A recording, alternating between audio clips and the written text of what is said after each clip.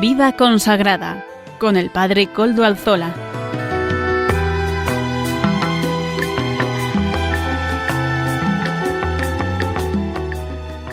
Buenas tardes, hermanos, amigos y oyentes. Hoy es jueves y son las 5 de la tarde, una hora menos en las Islas Canarias. Es por tanto la hora de Vida consagrada aquí en Radio María. Les saluda con sumo gusto Padre Koldo Alzola, Trinitario, emitiendo desde Algorta, Vizcaya, desde la Parroquia del Santísimo Redentor. Y como ya es conocido para los oyentes del programa, nos encomendamos al inicio de este programa al Beato Domingo Iturrate, nuestro patrono y protector, cuyas reliquias custodiamos gozosos en este templo parroquial. Saludo también a quienes nos están ayudando en el control en Madrid. Gracias a su servicio podemos emitir en esta ocasión también. Muchísimas gracias a todos esos que silenciosamente le dan cuerpo y alma a la radio de la Virgen. Y también hoy nuestro recuerdo más sincero para las personas que han sufrido todos estos reveses en Almería, han sufrido las atrocidades del incendio. Pedimos también por el eterno descanso de las personas fallecidas y por todos los damnificados, por todos los que han sufrido situaciones verdaderamente dolorosas en estos días en Almería y en otros lugares de España, también azotados por los incendios. Ciertamente, crezcamos en responsabilidad para el cuidado de la casa común, donde esos incendios a veces son provocados, ¿verdad? Lamentablemente. Y también solidaricémonos los unos con los otros. Los ponemos a todos en nuestra oración y pedimos por todos ellos. Hoy, en este día de la Virgen del Monte Carmelo, celebra la Iglesia Católica hoy, 17 de julio, a Nuestra Señora de la Virgen María en la advocación del Monte Carmelo. Y creo que es conveniente recordar una y otra vez por qué esta advocación es tan importante para el conjunto del pueblo cristiano. El Monte Carmelo fue el lugar donde un gran profeta en la antigüedad, es decir, el profeta Elías, convocó a todo el pueblo de Dios, básicamente para hacerle una pregunta. Definíos, decidíos, ¿a quién vais a servir?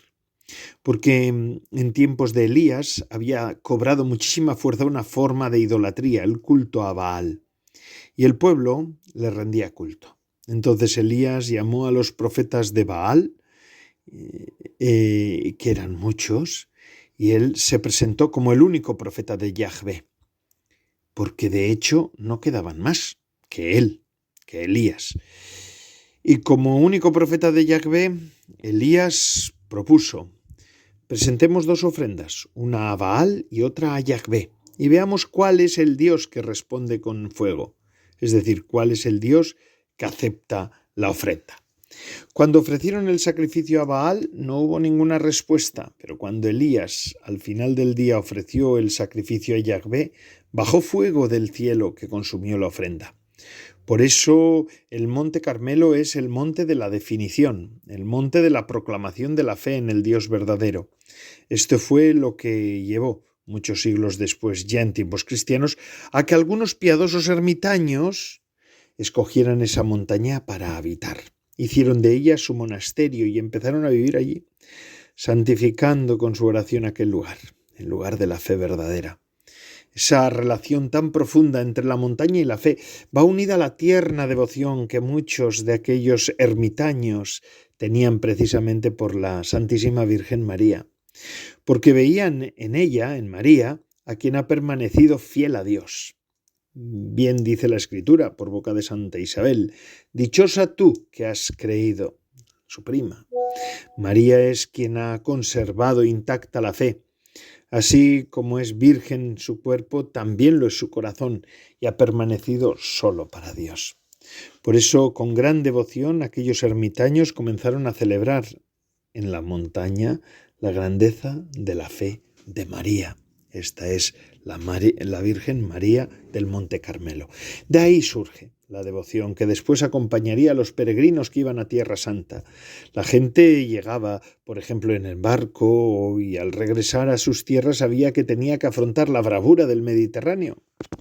Todos hemos conocido algo de esas dificultades de atravesarlo, tristemente por aquellas personas que en nuestros días también han naufragado en esas mismas aguas. Nos lo ha recordado recientemente también el Papa León XIV, ¿verdad? Pues bien, aquellos navegantes se encomendaban a esa advocación de la Virgen, a María del Monte Carmelo. Por eso fueron los propios navegantes quienes empezaron a difundir la devoción a la Virgen del Carmen, tal como la conocemos hoy en tantos lugares de Europa. Por ese mismo camino, la devoción llegó después a muchos otros sitios, y así se convirtió ella en patrona de los peregrinos, patrona de los caminantes, patrona de quienes viajan, y como suele suceder, ¿quién no necesita esa protección, verdad? Porque en el fondo todos somos peregrinos. En el fondo, como decía San Juan de la Cruz, también carmelita, todos tenemos que ascender al Monte Carmelo para encontrarnos con el Dios verdadero. Que el amor a María Santísima, que la devoción a ella, la que conservó la fe verdadera, preserve al pueblo de Dios hoy y siempre. Y así lo pedimos desde este programa de vida consagrada en el que estamos. También aprovechamos hoy para felicitar y saludar a todas aquellas personas que llevan su onomástica. Carmen, María del Carmen, Carmenchu, Carmele, en el País Vasco también se dice así, Karma, en algún otro sitio de España, también en Cataluña, ¿verdad? A todos ellos, Carmelo, también a todos los Carmelos, a todos ellos nuestra felicitación en el día de hoy. Y también a aquellos que celebran con especial devoción este día, a todos esos pueblos que celebran esta devoción que es la devoción quizá más extendida, la de la Virgen del Carmen. Y es que esta devoción ha llegado desde los más altos hasta los más pequeños, desde los más sencillos a los hombres más letrados, ¿verdad? Se cuenta que en 1605 fue elegido el Papa León XI, ¿verdad? Cuando quienes lo asistían lo estaban revistiendo con los ornamentos pontificios, le encontraron un gran escapulario entre sus ropas. Los asistentes quisieron quitárselo, ¿verdad? Pero el Papa no lo permitió y dijo: dejadme a María, para que María no me deje.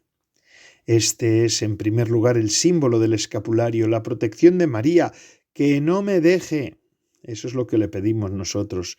No es magia, no puedo tomarlo como un objeto supersticioso. Ciertamente la Virgen me protege, pero también yo quiero ser protegido y quiero configurar mi vida según sus virtudes y según las de su Hijo. Es el mandato de la Virgen en las bodas de Caná: haced lo que Él os diga. Por eso decía San Juan Pablo II, ¿verdad? El segundo simbolismo del escapulario es que indica una orientación permanente de la conducta cristiana. Quien quiere llevar este escapulario, esta medalla escapulario, ¿verdad? Como tenemos tantos que nos la regalaron el día de nuestro bautismo, a mí me la regaló mi padrino, mi tío José Luis.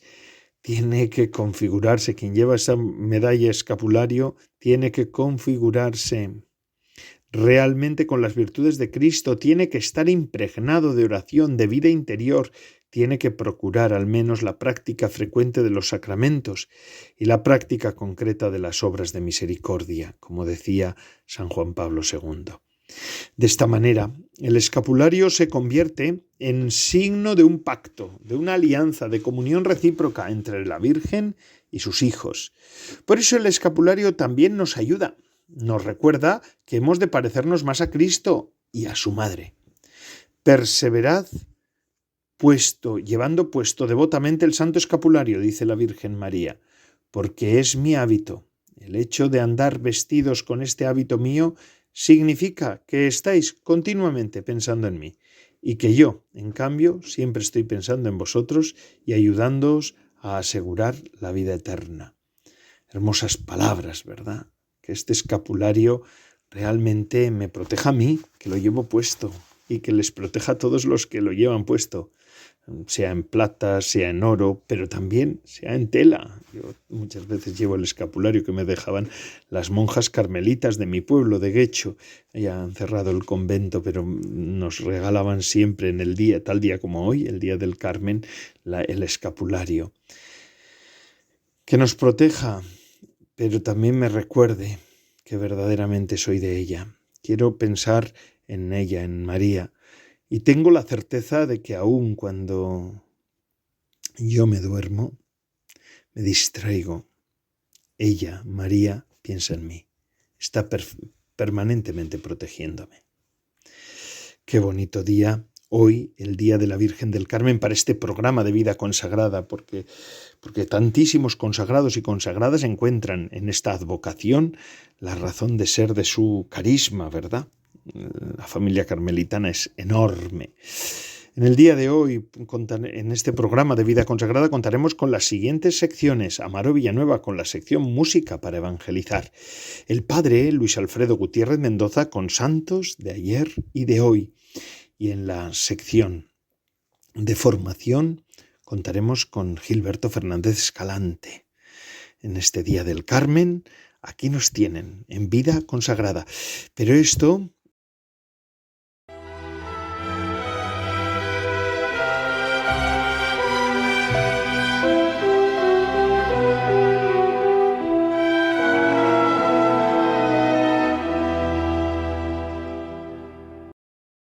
Y hoy, que es 16 de julio de 2026, pues seguimos con nuestro programa de Vida Consagrada, como les he dicho.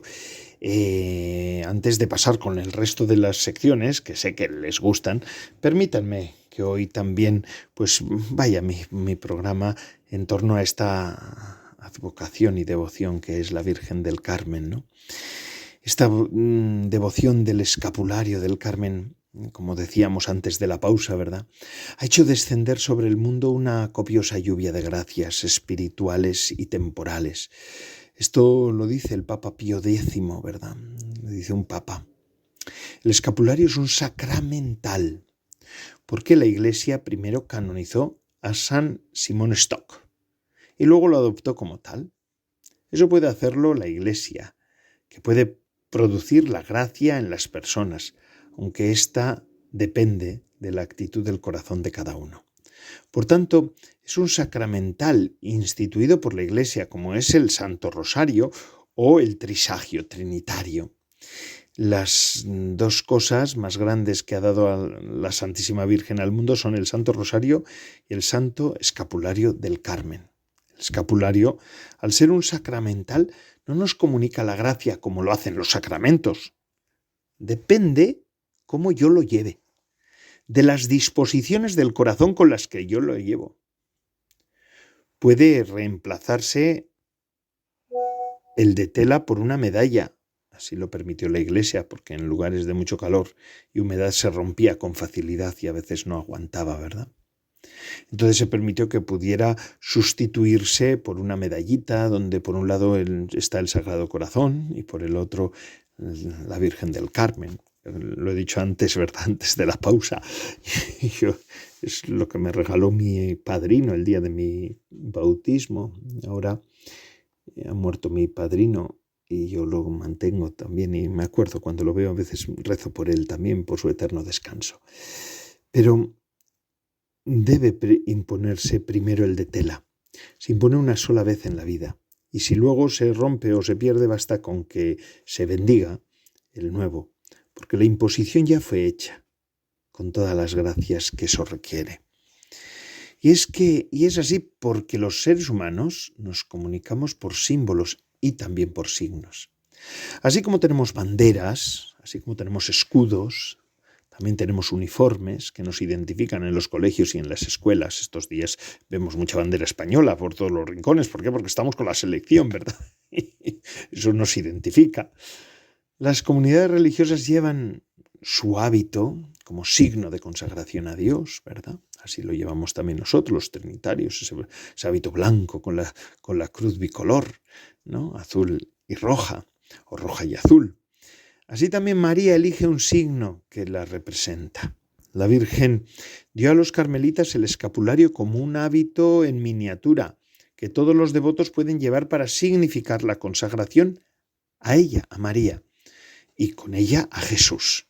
Junto con el rosario, el escapulario es una de las gracias más grandes que ella, por iniciativa propia, ha dado a los hombres. Revestirse del escapulario, que es ese escapulario, ¿verdad? Y vivir de todo lo que ella meditaba y contemplaba, que es el Santo Rosario, 2 devociones de la misma Virgen María. Dice San Alfonso María de Ligorio, un santo muy grande en la Iglesia, ¿verdad? Y muy importante por su aporte a la teología moral.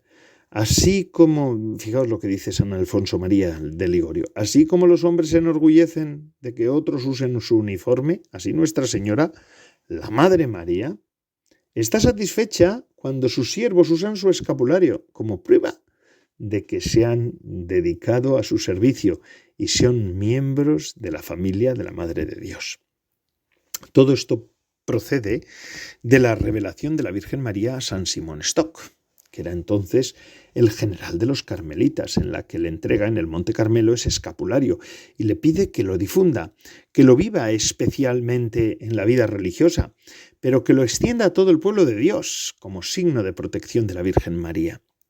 Muchos de nosotros lo llevamos, lo hemos recibido como un signo externo de la protección de María, ¿verdad? Además, qué bonito en mi caso, que es el día de mi bautismo, cuando me he consagrado a Cristo, me fui consagrado sacramentalmente, y eso sí es un sacramento el bautismo, ¿verdad? Ese mismo día me consagraron también a María por medio del escapulario. Y creo que es bueno que en este día renovemos ese signo y caigamos en la cuenta de lo que significa el escapulario de la Virgen del Carmen. Tiene especialmente 3 significados. El primero es el de la protección del manto de María que nos cubre. María recibió de Jesús al pie de la cruz la encomienda de cuidar de nosotros. Ahí tienes a tu hijo, cuídalo, le dijo Jesús a su madre. Y María cumple esa encomienda, es el manto que nos cubre. Necesitamos acompañamiento, no podemos caminar en solitario. Hemos de ser conscientes de nuestra fragilidad. María nos cuida y la Iglesia, nuestra Madre, también nos acompaña. El manto que nos cubre. En segundo lugar, el escapulario es también signo del vestido de la gracia. Somos revestidos de la gracia de Dios y María cuida de nuestra vida de gracia. El mayor don que hemos recibido es vivir en gracia de Dios, que debe ser el tesoro principal que cuidamos en nuestra vida. Y ese vestido de la gracia es también lo que está significado en el escapulario. Y en tercer lugar, y por último, el escapulario significa también el dulce yugo de la cruz. Qué bonito esto. La cruz, para quienes están acompañados de María, es un yugo llevadero, una carga ligera.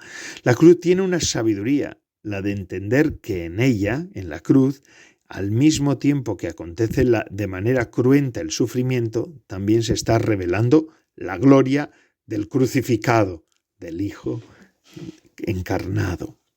La cruz con Cristo crucificado, teniendo a María junto a nosotros por su gracia, por su don, resulta ser gloriosa. Y Dios nos da la gracia de llevarla de manera que no perdamos la paz. Porque ella dice el Señor, mi yugo es llevadero y mi carga es ligera. Así el escapulario del Carmen significa también el dulce yugo de la cruz, que gracias a María se vive en la esperanza. Escapulario como manto de protección, escapulario como signo de vestido de la gracia y también escapulario que nos revela la dulce sabiduría de la cruz, ese dulce yugo en el que María quiere acompañarnos durante toda la vida. ¿Y qué significa esta advocación del Carmen? Cuando se produce la aparición de nuestra madre a San Simón Stock, como hemos dicho antes, que era entonces el general de la jovencísima Orden del Carmen, ¿verdad? Para darle el gran regalo del escapulario, ya había empezado antes la devoción al Carmen. El nombre viene del Monte Carmelo, como hemos dicho al comienzo de este programa, ¿verdad? Un monte situado al norte del actual Israel, junto al puerto de Haifa, junto al mar. Allí se había retirado el profeta Elías, como hemos dicho antes, para hacer penitencia, para llevar una vida de retiro. Y cuando los cruzados lograron conquistar de los musulmanes la Tierra Santa, algunos de ellos, un poco decepcionados por cómo había ocurrido todo y hartos de sangre, se retiraron al Monte Carmelo a hacer penitencia. Aquel fue el origen, el embrión de la Orden del Carmen. Allí empezaron a honrar a la Virgen María, que se llamó precisamente así, Virgen del Carmen, por el Carmelo, el nombre del monte. Pero sin duda, esta aparición de la Virgen a San Simón Stock, las cosas hubieran sido distintas, tanto para la orden como para la devoción mariana. El escapulario, en este sentido, representa una promesa. Es una promesa a algunos, que a algunos les podrá parecer magia o superstición, pero es una promesa de la Virgen. Nadie que lleve el escapulario y viva en gracia morirá en pecado mortal, y por lo tanto nadie que lo lleve dejará de ir al cielo, aunque tenga que pasar por el purgatorio, que es el camino de la mayoría de nosotros, ¿verdad? Esto no es un talismán, no. Una especie de, diríamos así, permíteme y que nadie se ofenda, como pata de conejo que nos ponemos para librarnos de no sé qué gaitas, como ahora se lleva tanto, ¿verdad? En realidad, una persona que lleva el escapulario como quien lleva una imagen de María significa que ama a la Virgen. Será con un amor intenso, será con un amor tibio, con un amor muy ligero a veces. Será una costumbre, se lo puso su madre quizá el día de su bautismo, o su tío, su padrino, como fue en mi caso el día de mi bautismo. Y en recuerdo de mi madre o de mi tío o de los que me lo impusieron, nunca me lo he quitado. Será lo que sea, pero ahí hay un vínculo, ¿verdad? Yo recuerdo hace muchos años a un sacerdote ya mayor que ante una pregunta que le hacían, ¿usted cree que nos vamos a salvar los que intentamos ser católicos? Respondía sí. Y este sacerdote decía, ¿usted reza el rosario? Sí, yo rezo el rosario todos los días, le contestaron.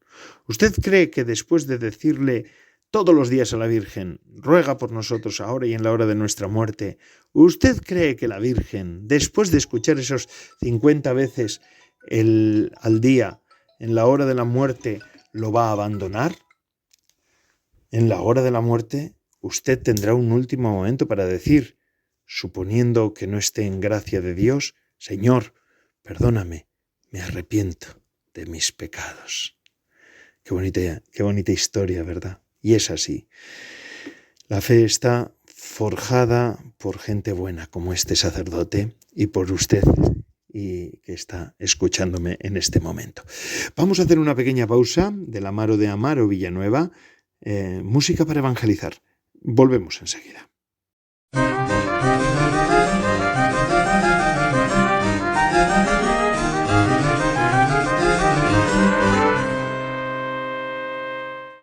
Buenas tardes, Padre Coldo, y buenas tardes a todos los oyentes de Radio María. Bienvenidos a la sección de música para evangelizar.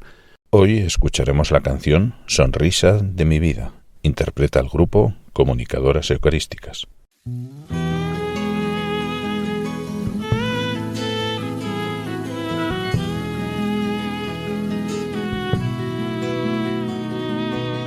Oh, flor hermosa que perfuma mi camino. Oh, blanca rosa que ha cambiado mi destino. Me prometes ser feliz, pero no en esta tierra. Oh, Madre buena, sé mi fuerza en la prueba. Jesús, gracias por darme a María.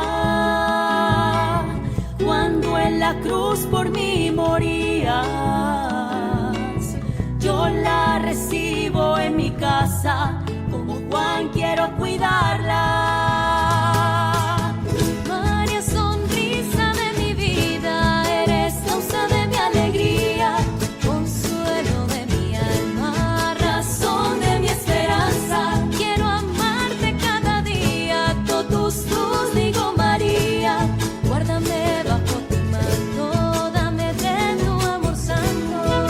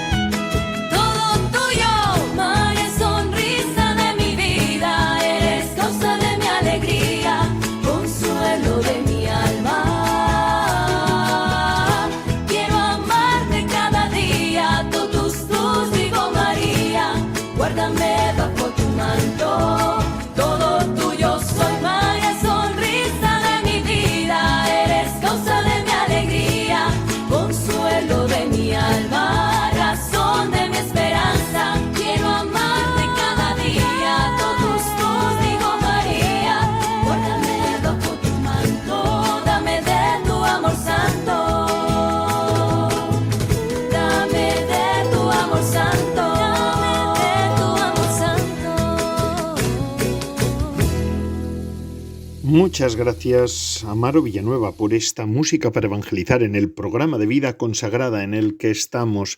Gracias. Y seguimos con el resto de las secciones de nuestros colaboradores. Ahora pasamos a la sección de santos de ayer y hoy. El padre Luis Alfredo Gutiérrez Mendoza, él nos va a presentar hoy, pues, el Día de la Virgen del Carmen. Hoy, ¿de qué vamos a hablar, verdad? Así pues, muchas gracias, padre Luis Alfredo Gutiérrez Mendoza, y adelante. Muy buenas tardes, querido Padre Coldi, comunidad radio oyente de esta su emisora Radio María. Les saluda nuevamente en este jueves 16 de julio del año en curso su amigo y hermano en la fe, el Padre Alfredo Gutiérrez de la Orden de la Santísima Trinidad y de los Cautivos. Sean todos bienvenidos, mis queridos hermanos, a este espacio de encuentro personal con el Señor, de crecimiento en la fe y en el conocimiento de los santos que componen nuestra amada Iglesia Católica y también de las fiestas litúrgicas más relevantes de nuestra fe cristiana. Mis queridos hermanos, hoy celebramos una de las advocaciones marianas más queridas por el pueblo cristiano, la advocación de Nuestra Señora la Virgen del Carmen. En España es la patrona de marineros, pescadores y de la Armada Española, y en muchos países de América Latina es también patrona de los conductores, transportistas y viajeros. Pero más allá de estas hermosas tradiciones populares, la advocación de la Virgen del Carmen nos invita a mirar a María como la Madre que nos conduce siempre hacia Jesucristo. Por eso, mis queridos hermanos, hoy quisiera compartir con ustedes el origen de esta advocación, el significado del escapulario, la relación que tiene con el purgatorio y cómo podemos vivir esta devoción de una manera auténticamente cristiana. En cuanto al origen de esta devoción, para comprender esta advocación debemos viajar espiritualmente hasta Tierra Santa, al Monte Carmelo, una hermosa montaña situada junto al mar Mediterráneo. El Monte Carmelo ocupa un lugar muy importante en las Sagradas Escrituras. Allí vivió el gran profeta Elías, quien defendió con valentía la fe en el único Dios verdadero frente a los profetas de Baal. Después de una larga sequía, Elías oró con confianza y vio aparecer una pequeña nube que subía del mar y que anunciaba la llegada de la lluvia. Los padres de la iglesia vieron en esa pequeña nube una figura de la Virgen María, porque así como aquella nube trajo la lluvia que devolvió la vida a la tierra, María trajo al mundo a Jesucristo, fuente de la vida y salvador de la humanidad. Siglos más tarde, hacia finales del siglo XII, un grupo de ermitaños decidió establecerse precisamente en el Monte Carmelo para vivir una vida de oración, de silencio y de contemplación, siguiendo el ejemplo del profeta Elías y poniendo toda su confianza bajo la protección de la Santísima Virgen. De allí nació la Orden de los Hermanos de la Bienaventurada Virgen María del Monte Carmelo, conocida simplemente como la Orden Carmelita. Con el paso del tiempo, esta espiritualidad se fue extendiendo por toda Europa y posteriormente por el mundo entero. Ahora bien, uno de los elementos más conocidos de esta devoción es el escapulario del Carmen. La tradición carmelita narra que el 16 de julio de 1251, la Virgen María se apareció a San Simón Stock, superior general de la Orden Carmelita, entregándole el escapulario como signo de su protección maternal. Más allá de los detalles históricos de esta tradición, la Iglesia reconoce el escapulario como un sacramental, es decir, como un signo sagrado que nos dispone a vivir con mayor intensidad la gracia de Dios. Es importante aclarar que el escapulario no es un amuleto, ni una garantía automática de salvación. Llevarlo no sustituye la vida cristiana que debemos llevar, ni la oración ni los sacramentos. Al contrario, quienes reciben el escapulario asumen un compromiso concreto, vivir como verdadero discípulo de Cristo, imitando las virtudes de María Santísima. Por tanto, queridos hermanos, llevar el escapulario significa recordar cada día que pertenecemos a Cristo y que deseamos caminar de la mano de su Santísima Madre. Como decía el Papa San Juan Pablo II, el escapulario es un signo de la alianza y de la comunión recíproca entre María y los fieles. La devoción a la Virgen del Carmen también ha acompañado durante siglos a millones de cristianos. Como les decía al inicio, en España, especialmente en las regiones costeras, es venerada como patrona de los marineros, pescadores y de la Armada Española. Cada 16 de julio son muy conocidas las procesiones marítimas, en las que la imagen de la Virgen es llevada en barco mientras cientos de embarcaciones la acompañan, poniendo bajo su protección a quienes se dedican al trabajo y a la vivencia del mar. En Colombia y en otros países de América Latina, la devoción tomó también un carácter muy especial. Allí la Virgen del Carmen es reconocida como patrona de los conductores, transportistas y viajeros. Es frecuente que ese día se bendigan automóviles, motocicletas, autobuses y camiones, recordando que todo camino necesita de la protección de Dios. Sin embargo, el verdadero sentido de esta tradición no consiste simplemente en pedir que nuestros vehículos no sufran accidentes. Lo más importante es pedir que sea nuestra propia vida la que permanezca siempre orientada hacia Cristo. Todos nosotros somos peregrinos, todos estamos llamados a realizar un viaje que comenzó el día de nuestro bautismo y que terminará cuando el Señor nos llame a la casa del Padre. Por eso María no solo cuida nuestros caminos materiales y terrenales, sobre todo quiere acompañarnos en el camino de la fe. Los grandes santos del Carmelo como Santa Teresa de Jesús, San Juan de la Cruz, Santa Teresita del Niño Jesús y Santa Teresa Benedicta de la Cruz, Santa Edith Stein, entendieron que la verdadera devoción mariana consiste en dejarnos conducir por María hacia una amistad cada vez más profunda con Jesucristo. Ella nunca se queda en sí misma, siempre nos dice, como en las bodas de Caná, hagan lo que Él les diga. Ese es el corazón de toda auténtica devoción mariana. Hay otro aspecto muy hermoso en esta devoción mariana que quizá muchos de nosotros hemos escuchado desde niños, la relación de la Virgen del Carmen con las almas del purgatorio. Esta devoción tiene su origen en una antigua tradición carmelitana, conocida como el privilegio sabatino. Según esta tradición, la Santísima Virgen prometía su especial intercesión en favor de quienes llevaran con fe el escapulario del Carmen, vivieran una auténtica vida cristiana y procuraran permanecer en la gracia de Dios. Con el paso de los siglos, esta tradición fue interpretándose de diversas maneras, hasta el punto de pensar que bastaba con llevar el escapulario para salir automáticamente del purgatorio el primer sábado después de la muerte. Sin embargo, la Iglesia ha querido aclarar cuidadosamente el verdadero sentido de esta devoción. El escapulario no es un salvoconducto para el cielo, ni una garantía automática de la salvación. La salvación es siempre un don de la gracia de Dios que acogemos mediante la fe, los sacramentos, la conversión y una vida conforme al Evangelio. Entonces, podríamos preguntarnos realmente qué significa esta tradición. Significa que María, como Madre de la Iglesia, intercede constantemente por todos sus hijos, especialmente por aquellos que, habiendo muerto en la amistad con Dios, todavía necesitan purificarse antes de contemplar plenamente su gloria. El Catecismo de la Iglesia Católica, en los numerales 1030 a 1032, nos enseña que el purgatorio no es un segundo intento, sino la purificación final de quienes mueren en la gracia de Dios, pero aún necesitan ser plenamente santificados para entrar en la presencia del Señor. Por tanto, no hay que tenerle miedo al purgatorio. En este camino de purificación, la Iglesia cree firmemente en la comunión de los santos. Nosotros podemos rezar por los difuntos y ofrecer por ellos la Eucaristía, nuestra oración, sacrificios y obras de caridad. Y María, como Madre amorosa, acompaña también a estos hijos suyos con su poderosa intercesión.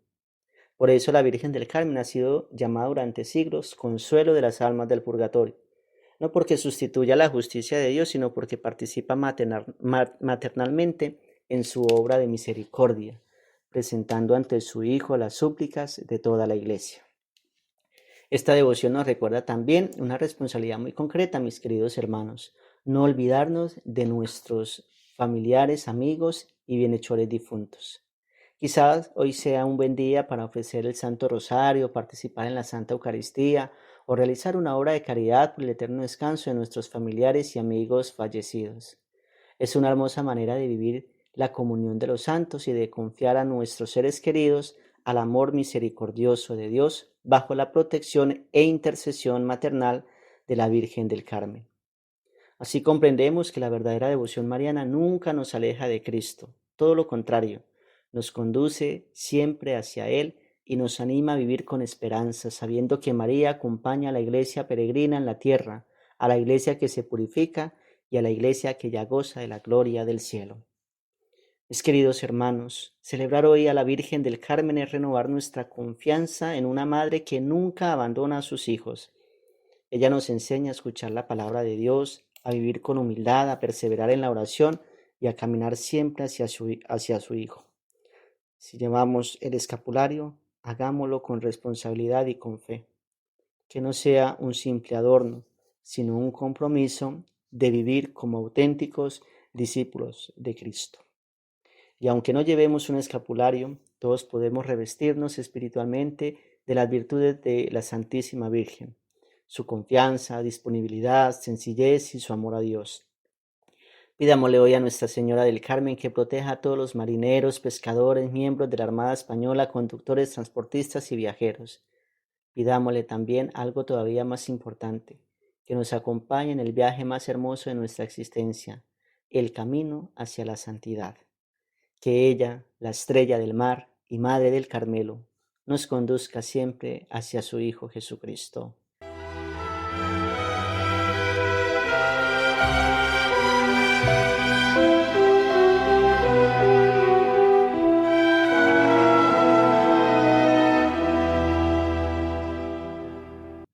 Agradecemos esta sección de Santos de ayer y hoy del Padre Luis Alfredo Gutiérrez Mendoza. Gracias por ofrecernos semanalmente estas introducciones a los santos, a las santas, a las celebraciones litúrgicas. Es un momento, un guiño litúrgico también. Y concluimos nuestro programa con la última sección que nos toca, que es la que nos ofrece nuestro colaborador Gilberto Fernández Escalante. Él es doctor en Historia de la Iglesia y nos está ofreciendo este curso de Historia de la Vida Consagrada. Nos adentramos en el tiempo de la reforma, de la reforma de la Iglesia protestante y la respuesta de la Iglesia, el Concilio de Trento y lo que supuso esto para las órdenes y para la vida consagrada. Adelante, don Gilberto Fernández Escalante. Buenas tardes, Padre Coldo, y un saludo muy cordial y fraterno a todos nuestros oyentes de Vida Consagrada. Ya la semana pasada habíamos visto, ¿no?, cómo en el Concilio de Trento hubo un interés por renovar la vida religiosa.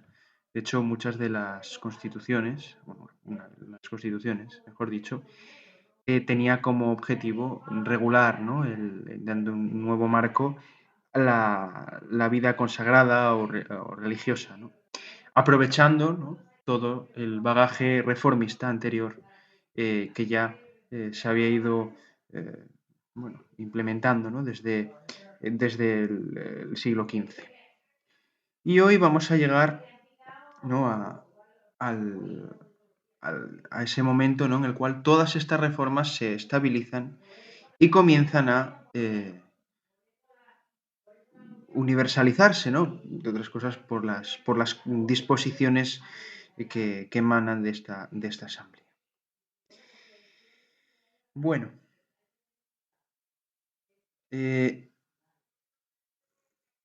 la última sesión del concilio, celebrada los días 3 y 4 de diciembre de 1563, dedicó, ¿no?, un amplio texto, se llamaba De Regulatibus et Monialibus, que se centraba en la vida religiosa. El hecho de reservar, ¿no?, un decreto específico a los religiosos demuestra hasta qué punto los padres del concilio consideraron que la renovación de las órdenes constituía una cuestión decisiva para el futuro de la Iglesia. Entonces, nuestro objetivo de hoy será responder una pregunta muy concreta, ¿no? ¿Qué cambió realmente el concilio en la vida consagrada? Más allá de lo que las mentes pensantes idearon. Para ello vamos a dejar, en primer lugar, hablar a las propias fuentes y luego dialogaremos con la investigación histórica más reciente, ¿no?, más de nuevo cuño. Cuando el concilio comenzó a trabajar, la situación de la vida religiosa era muy diversa, ¿no? Existían comunidades, ya dijimos, profundamente renovadas gracias a los movimientos observantes, mientras que otras muchas sufrían problemas disciplinarios, económicos o de gobierno. Y por supuesto, ellos se unían las críticas formuladas por los protestantes, ¿no? Por los reformadores. Y estos cuestionaban la propia legitimidad de los votos religiosos y de la vida monástica, considerando que era algo que no encajaba, ¿no? con lo contenido en los evangelios. Frente a estas críticas, el concilio reafirmó con claridad el valor evangélico de la vida consagrada. La profesión de estos consejos a la usanza de Cristo no era una invención humana, era un camino legítimo de seguimiento del Señor. Como recordaba ya la sesión 25, la Iglesia deseaba que los religiosos vivieran según la norma de sus institutos. Y el texto, el decreto, comienza afirmando lo siguiente: Sacrosanta synodus regularium ordines in pristinam disciplinam reducicupit. El Santo Concilio desea que las órdenes religiosas sean reconducidas a su antigua disciplina. También tiene una intencionalidad, que no es otra que evitar innovaciones peligrosas, máxime en una época en la que se produjeron cambios tan vertiginosos como los que ya conocemos. De hecho, pristinam disciplinam, este concepto, ¿no?, resulta especialmente significativo. Se quería, ¿no?, dotar de originalidad, en el buen sentido, a las órdenes, ¿no?, devolviéndolas al espíritu de sus fundadores. Como explica Yedan, la palabra reformatio utilizada por los padres conciliares debe entenderse siempre, ¿no?, como una restauración de la forma primera, nunca como una ruptura con la tradición. John O'Malley, en su estudio sobre Trento, demuestra que los decretos reformadores poseen un carácter eminentemente pastoral y no buscan imponer novedades doctrinales a los religiosos. Más bien, lo que pretendían hacer era crear las condiciones necesarias para que la vida conventual pudiera desarrollarse conforme al Evangelio. Algo que, pues, incluso después de que toda la Iglesia se reuniera, ¿no?, para discernir, no convenció a los protestantes. Esta misma interpretación también ha sido defendida más recientemente por Javier Burrieza Sánchez, quien considera que Trento consolidó jurídicamente un proceso que ya se había iniciado décadas antes por las reformas observantes castellanas. De hecho, sobre todo el modelo de Valladolid, ¿no?, de observancia benedictina, pues fue un modelo y un referente, ¿no? También demuestra hasta qué punto España siempre ha ido a la vanguardia de estas cosas. Desde esta perspectiva, el concilio, como vemos, ¿no?, aparece como un punto de llegada más que como un punto de partida. Y si hubiera que resumir toda la reforma tridentina de la vida consagrada en una sola expresión, probablemente bastaría con lo que hemos dicho: volver a la regla. El concilio entendía que toda renovación, si era auténtica, debía comenzar recuperando el espíritu de sus fundadores. Por eso insiste constantemente en la observancia regular, la obediencia, la pobreza y la castidad vividas en común, ¿no? Uno de los primeros aspectos a regular fue la profesión religiosa. Los padres conciliares establecían, ¿no?, que nadie pudiera profesar sin un tiempo suficiente de noviciado y sin la adecuada libertad interior. Esto es muy importante porque se pretendía evitar profesiones precipitadas o condicionadas por intereses familiares económicos. Una preocupación que ya estaba presente en el siglo XV, pero que no había podido ser abordada con la suficiente calma o la suficiente contundencia, ¿no? Especial atención recibió también la obediencia, ¿no? El decreto al que antes hemos aludido recordaba que los religiosos debían someterse a sus superiores legítimos conforme a sus constituciones. Y esta obediencia, más allá de una simple exigencia disciplinaria, podríamos verlo como una dimensión esencial de la consagración religiosa. Otro capítulo importantísimo, el de la vida en común. Los religiosos, según el concilio, debían compartir verdaderamente la vida fraterna, ¿no?, evitando formas de existencia excesivamente individualizadas, algo que por desgracia fue muy común en los siglos anteriores. Como observa Ángel Atienza, ¿no? Esta preocupación responde a una convicción también profundamente arraigada en la espiritualidad medieval. La comunidad constituye uno de los lugares privilegiados donde se vive la caridad evangélica, porque nadie se salva y ni crece solo espiritualmente. Tampoco se dejó a un lado la pobreza. Los decretos tridentinos recordaban que los bienes temporales debían administrarse siempre al servicio de la comunidad y conforme al espíritu de cada instituto. No solo por cuestiones económicas, cuidado, que ese es un error común. Según Paolo Prodi, la regulación patrimonial perseguía proteger la actividad pública de las órdenes religiosas y evitar que la acumulación de riquezas pudiera oscurecer el testimonio evangélico. Aparte, que se trató de que los bienes fueran gestionados de una manera más racional. También, entre estas disposiciones, se encuentra la confirmación de la clausura de los monasterios femeninos. El concilio reafirmó la clausura papal como el elemento constitutivo de la vida contemplativa.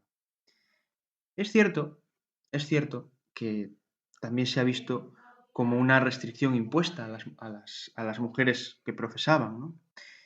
Sin embargo, estudios recientes invitan a una lectura más matizada.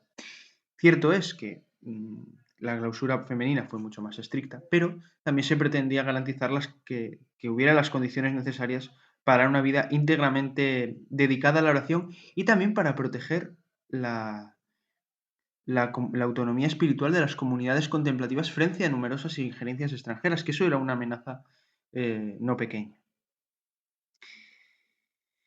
Y tampoco, para ya por último, hay que dejar a un lado las visitas canónicas. El decreto disponía que las comunidades debían ser visitadas, ¿no?, de manera regular para corregir abusos y fortalecer la observancia. Sí que esto pues obedece a una razón puramente disciplinaria, aunque deberíamos verlo como un instrumento de acompañamiento espiritual y de reforma permanente, haciendo buena aquella sentencia, ¿no?, de Ecclesia Semper Reformanda.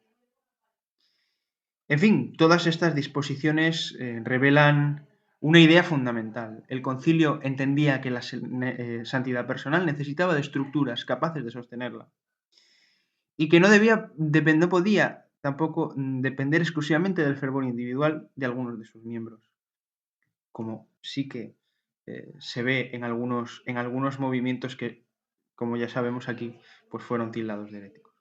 Era necesario crear un marco estable que favoreciera la fidelidad cotidiana al carisma recibido. Como resume O'Malley, ¿no?, Trento quiso que la reforma dejara de ser un acontecimiento extraordinario para convertirse así en una dimensión permanente de las órdenes religiosas, de su vida comunitaria. Bueno, pues muchísimas gracias por su atención. Adelante, padre.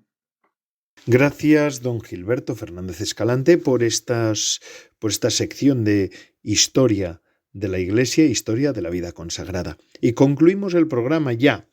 Y en este sentido quisiera hacerme eco también de algunas informaciones. Yo creo que no se hace suficiente. Yo lo digo como trinitario, porque los trinitarios, nuestro carisma es la redención de cautivos, y en concreto ahora también pues tenemos una presencia cada vez más grande de los trinitarios y las trinitarias en los lugares donde hay persecución religiosa, y también nos encargamos de dar a conocer lo que están sufriendo tantos cristianos, ¿verdad? Y es que los cristianos son la comunidad más perseguida en el mundo, 388 millones en 2025, según la asociación Open Doors. Esto significa que 1 de cada 7 cristianos ha sido una víctima solo por profesar su fe. Pero hay datos que afectan incluso más. Monseñor Ettore Ballestero, observador de la Santa Sede ante la ONU, decía que resultaba aún más preocupante el número de cristianos asesinados por su fe. En 2025 según Puertas Abiertas, Open Doors, fueron 5.000 fieles, en torno a 5.000 fieles. Esto significa que de media cada día mueren unas 13 personas. Por lo tanto, sin duda, hay factores sociales y políticos que influyen, como el aumento de los conflictos, las guerras y el extremismo ideológico que a su vez manipula y utiliza el factor religioso. Esto es lo que denunció Monseñor Ballestero ante la ONU en Ginebra. Y no solo son números, detrás hay familias, comunidades, por no hablar un tipo de discriminación que Monseñor Ballestero, es diplomático de la Santa Sede ante la ONU, define como persecución cortés. Él habla de una forma silenciosa de persecución que en apariencia es menos violenta, pero que tiene efectos devastadores sobre el ejercicio de la libertad religiosa, ya que el espacio público para expresar esta fe y la propia fe se va reduciendo y se va sofocando poco a poco hasta desaparecer. Es más común de lo que parece y puede dar casi a diario, aunque no se detecte quizá de forma tan fácil.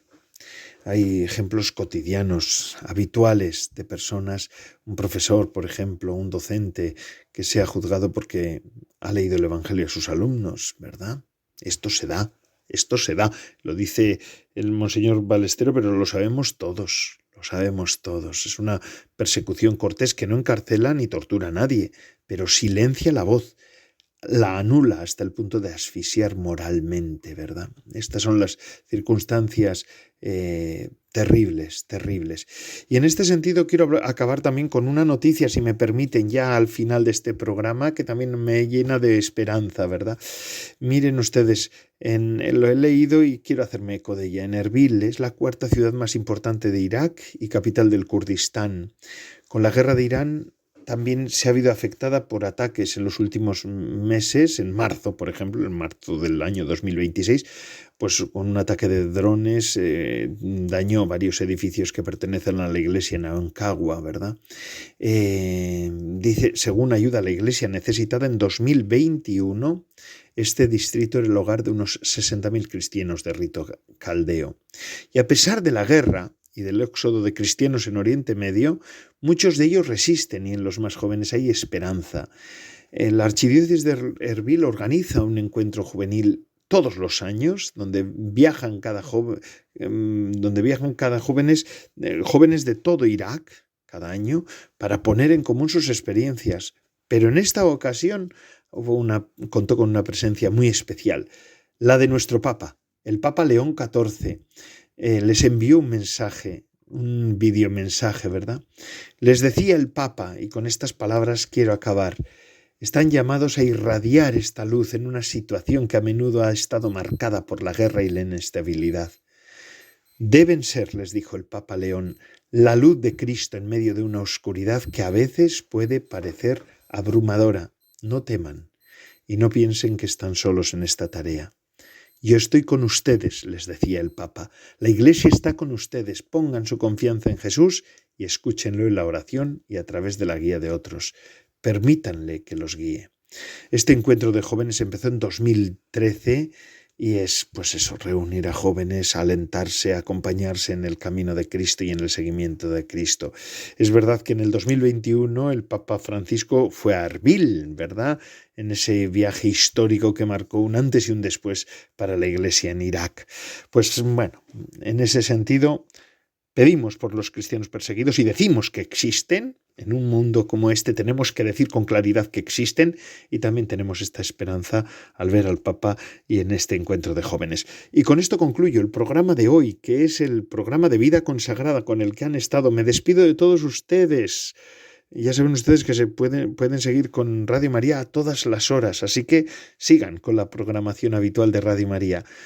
Y la bendición de Dios Todopoderoso, Padre, Hijo y Espíritu Santo, descienda sobre vosotros y os acompañe siempre. Se despide de todos ustedes Padre Koldo Alzola. Yo soy trinitario. Recen por mí, que yo lo hago por ustedes. Hasta la semana que viene, si Dios lo quiere.